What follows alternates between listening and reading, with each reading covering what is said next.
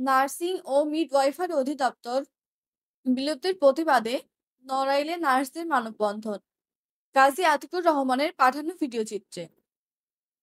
Nursing ও midwifery অধিদপ্তর বিলুপ্ত করে অন্য কোনো অধিদপ্তরের সঙ্গে একীভূত করার অপচেষ্টার প্রতিবাদে সারা দেশের ন্যায় নড়াইলে মানববন্ধন কর্মসূচি পালন করেছে Bangladesh nurses association BNA Narail জেলা শাখা। বৃহস্পতিবার ৩০ অক্টোবর দুপুরে নড়াইল সরকারি হাসপাতালের সামনে এ মানববন্ধন অনুষ্ঠিত হয়। নড়াইল জেলা শাখার সভাপতি শাহিনুর খাতুন এর সভাপতিত্বে আয়োজিত মানববন্ধনে বক্তব্য রাখেন অ্যাসোসিয়েশনের সাধারণ সম্পাদক মোসাম্মদ মুজিদা খাতুন। এ সময় উপস্থিত ছিলেন স্বাস্থ্য পরিদর্শক ও মিডওয়াইফারি প্রতিনিধি, ছাত্রছাত্রী প্রতিনিধি সহ অন্যান্য নেতৃবৃন্দ। স্টুডেন্ট সব সিস্টাররা আমরা আমাদের এখানে আমাদের কিছু আবেগ এবং অনুভূতির কথা তুলে ধরছি।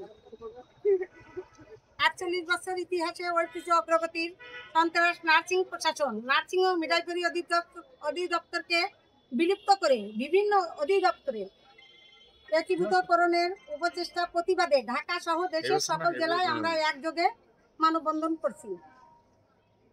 আমাদের কয়েকটি প্রতিষ্ঠানে একত্রিত করে ৩টি প্রতিষ্ঠান করার উদ্দেশ্য করে আমাদের এই মানববন্ধন করা। কাজ করতেছে, ভিডিও করতেছে। ১৯৭৭ সালে প্রতিষ্ঠিত সন্ত্রাস স্বতন্ত্র নার্সিং প্রশাসন সেবা পরিদপ্তর থেকে ২০১৬ সালে নার্সিং মিডওয়াইফারি অধিদপ্তরের উন্নতি হলেও দীর্ঘ ৮ বছর ধরে বাস্তবায়ন হয়নি। গ্রামে সেটা ক্যারিয়ার পথে সর্বশেষ গত সেপ্টেম্বর ২০২৪ সালে নার্সিং মিডওয়াইফারি সংস্কার পরিষদ দাবি সমূহ বর্তমান সংস্কারের সংশ্লিষ্ট মন্ত্রণালয় কর্তৃক বাস্তবায়নের আশ্বাস প্রদানে ১৪ মাস অতিবাহিত হলেও সেটা এখনো আমাদের বাস্তবায়ন করা হয়নি। আমরা চাই মিডওয়াইফারি এবং নার্সিংয়ের আমাদের যে অধিদপ্তর আছে আমাদের যোগ্য নার্সদের সেখানে বসানোর জন্য। আমরা চাই না যে আমাদের এই যোগ্য যে স্থানগুলো অন্য কোনো প্রতিষ্ঠানের লোক এসে আমাদের মাথার উপরে চেপে বসে। এই বলে আমি আমার বক্তব্য শেষ করি। বাংলাদেশ নার্সিং অ্যাসোসিয়েশন বিএনএ ব্যানারে এখানে মানববন্ধনে দাঁড়াইছি। প্রত্যেকের প্রশ্ন যে আমরা এখানে কেন দাঁড়াইছি, প্রত্যেকটা স্টাফ স্টুডেন্ট আজকে রাস্তায় কেন, সেবার পথ ছেড়ে আমরা কেন এখানে এসে দাঁড়াই আছি। এটা যদি আপনার যদি ভাষাগত দিক থেকে সুন্দর করে বলা, এটা আমি বলতে চাই না, কারণ সুন্দর করে বলার আর এখন মানসিকতায় আমরা নাই। ১৯৭৭ সালে আমাদের নার্সিং সেবা পরিদপ্তর হয়েছিল, সেই পরিদপ্তর ২০১৬ সালে অধিদপ্তরে রূপান্তরিত হয়। কিন্তু অধিদপ্তরে রূপান্তরিত হওয়ার উদ্দেশ্য কি ছিল, যে আমাদের হবে স্বতন্ত্র নিয়োগ বিধি, স্বতন্ত্র অর্গানোগ্রাম, স্বতন্ত্র স্ট্যান্ডার্ড সেট আপ এবং ক্যারিয়ার পাথ। কোনোটাই বাস্তবায়ন হয়নি, শুধু ধোকা আর ঝোঁকার মাধ্যমেই আমাদের দিনগুলো চলে যাচ্ছে।